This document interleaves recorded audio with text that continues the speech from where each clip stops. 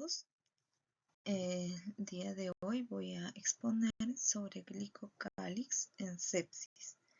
Soy Virginia Milena Albornoz Salas, médico residente de anestesiología del Instituto Nacional Materno Perinatal.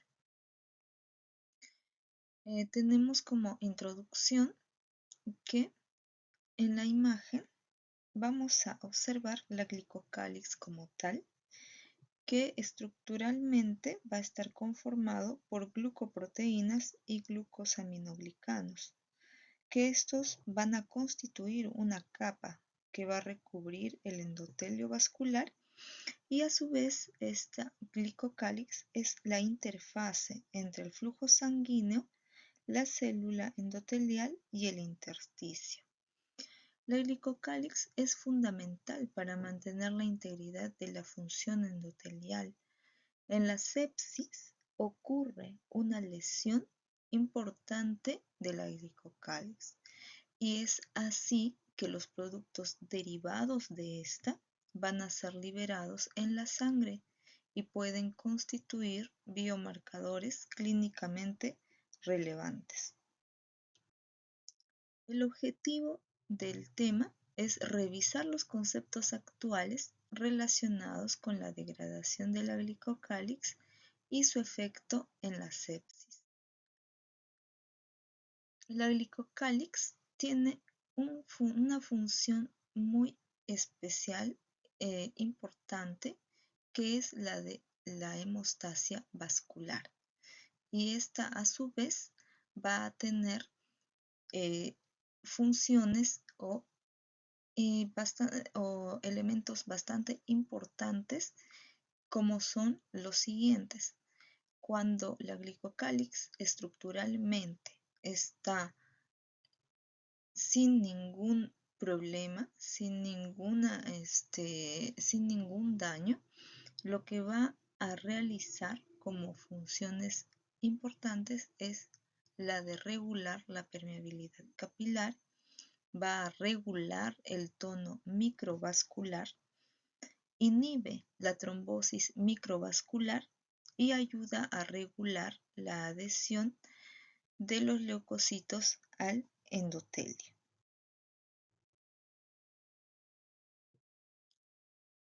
Sus funciones normales van a ser las siguientes. Esta íntegramente lo que va a generar es su función de barrera, que se va a oponer a la permeabilidad vascular. Va a regular el flujo del líquido transvascular. Va a detectar las fuerzas de fricción del fluido y va a transmitir estas fuerzas a las células endoteliales como tal. Va a iniciar la vasorelajación mediada por el óxido nítrico y asimismo puede proteger a las células endoteliales del estrés oxidativo.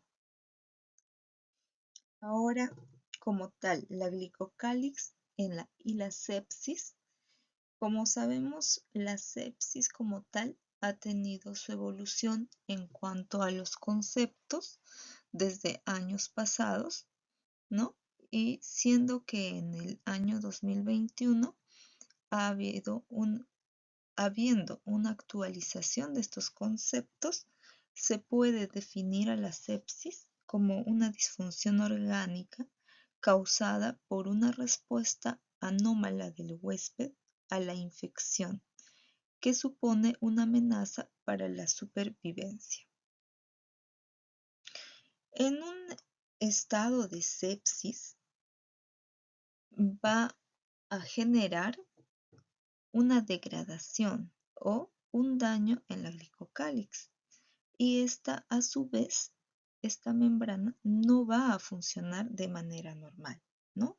Ya como hemos visto, las funciones principales de esta membrana, cuando está íntegramente sin daño, son muy importantes, pero en un estadio de sepsis como tal, esta va a estar degradada y su funcionamiento no va a ser normal. Teniendo así que va a generar un aumento o mayor permeabilidad vascular, va a generar edema tisular, adhesión de los leucocitos aumentados, la agregación plaquetaria también va a estar aumentada y va a haber una vasodilatación desregulada. En cuanto a la glicocáliz y la sepsis, vamos a ver que esta lesión de la glicocáliz como tal se puede generar por dos mecanismos que son importantes. Uno va a ser la degradación de la glicocálix inducido por la inflamación. Y esto, bueno, está avalado por muchos estudios preclínicos y clínicos que han demostrado una asociación entre las citocinas inflamatorias como son el factor de necrosis tumoral alfa, la interleucina 1 beta, la interleucina 6 y la interleucina 10, y también los biomarcadores de degradación de la glicocálix, que estos han mostrado que el factor de necrosis tumoral alfa era suficiente para inducir la degradación de la glicocálix en ratones sépticos.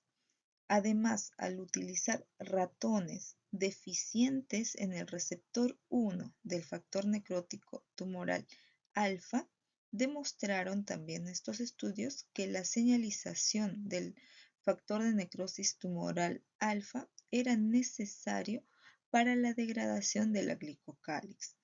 Esta degradación fue mediada por la activación de la heparanasa, ya que el tratamiento con el factor de necrosis tumoral alfa de las células endoteliales microvasculares del pulmón aumentó la activación posttransduccional de la heparanasa, como la activación de degradación del heparan sulfato, ¿no? Asimismo, la angiopoyetina 2 es una proteína que va a ser secretada por las células endoteliales en respuesta a estos estímulos inflamatorios. Y esto a su vez va a servir como un antagonista intrínseco de la angiopoyetina, previniendo la señalización antiinflamatoria. Generalmente esto va a estar inducida por la activación de la angiopoyetina 1, de su receptor TIE2 y el Lucas. Encontraron también en un estudio, Lucas y colaboradores, que el tratamiento con la angiotensina 2 va a causar una rápida degradación de la glicocálix endotelial en vivo e in vitro, utilizando una línea de células endoteliales de la vena umbilical humana y ratones, ¿no? Asimismo, otros estudios también revelaron que la inhibición de la angiotensina 2 conduce a la reducción de derramamiento de la glicocálix endotelial y la supervivencia mejorada entre los ratones con sepsis, ¿no? Concluyendo que la inhibición de la angiotensina 2 podría ser un posible objetivo terapéutico en la sepsis, ¿no? Mientras que los estímulos inflamatorios pueden iniciar la degradación de la glicocálix. Asimismo, también el otro mecanismo de degradación o de lesión de la glicocálix es la degradación de la glicocálix endotelial durante la sepsis como tal. Ahora, durante la sepsis, lo que vamos a tener, ¿no?, de estudios que se han realizado es que la citocina proinflamatoria del factor de necrosis tumoral alfa va a interrumpir de forma aguda la glicocálix y esto va a resultar en un aumento de la permeabilidad vascular a las macromoléculas. Hubo un estudio que realizaron en los corazones de cerdo con la aplicación del factor de necrosis tumoral alfa que indujo la destrucción subtotal de la glicocálix y se asoció esto con un aumento de la resistencia vascular coronaria, dando asimismo lugar a edema tisular, a fuga coronaria, a un aumento en la permeabilidad coloidal y la degranulación de mastocitos. Otros mediadores inflamatorios también que alteran la glicocáliz van a incluir la proteína C reactiva, la adenosina, la bradicinina y el lipopolisacárido bacteriano.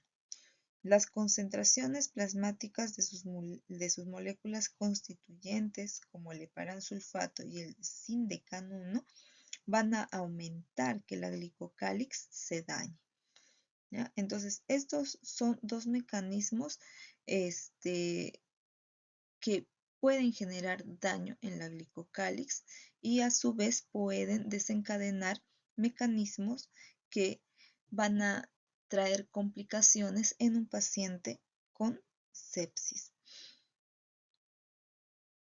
Ahora, todo esto va a estar también mediado por el principio de Frank Starling, el cual va a estar modificado, ¿no? Entonces vamos a observar que actualmente existen ciertas contradicciones con la ley de Frank Starling inicial, ¿no? Donde no hay una reabsorción venosa de líquido.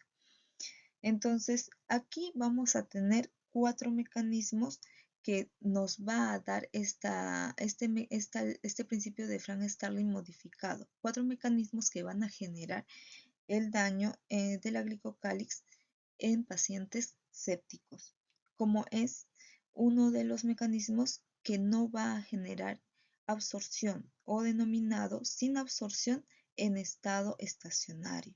¿Qué quiere decir aquí? Que Starling propuso que después de filtrarse desde el extremo arterial de un capilar, el líquido se reabsorbió en el extremo venoso.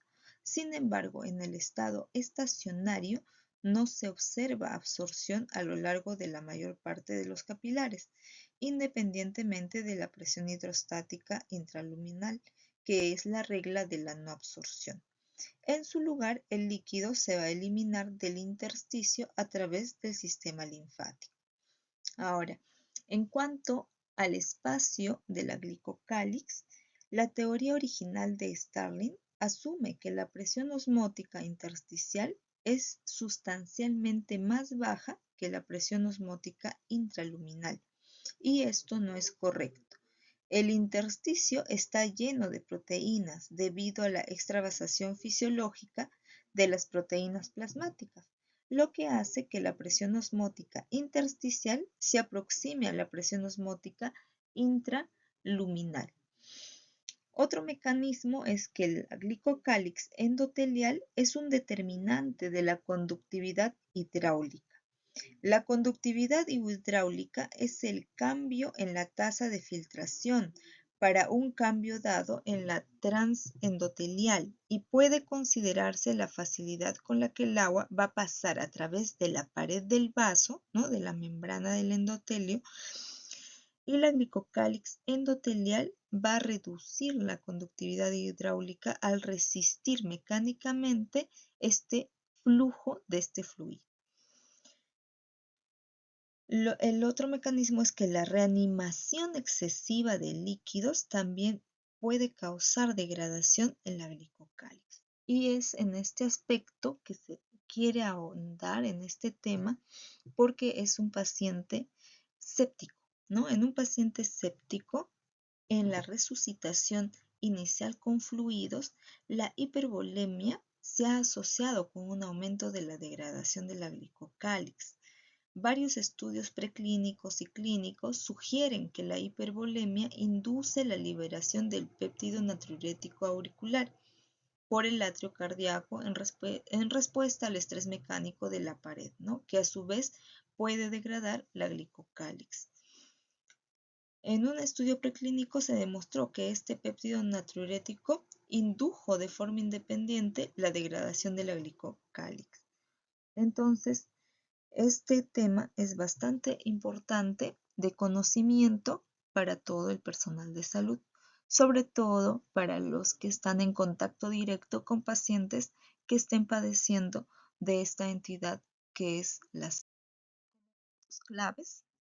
Arribados de esta exposición tenemos que la glicocálix es fundamental para mantener la integridad de la función endotelial. La degradación de la glicocálix tiene un papel importante en la fisiopatología de la sepsis. Si bien los mecanismos de degradación no están totalmente claros, el aumento de las concentraciones en el plasma y en la orina de los componentes de la glicocálix puede servir como biomarcador del diagnóstico y el pronóstico en la sepsis. Y aquí les dejo la bibliografía consultada para la realización del presente tema, cuyo acceso es gratuito.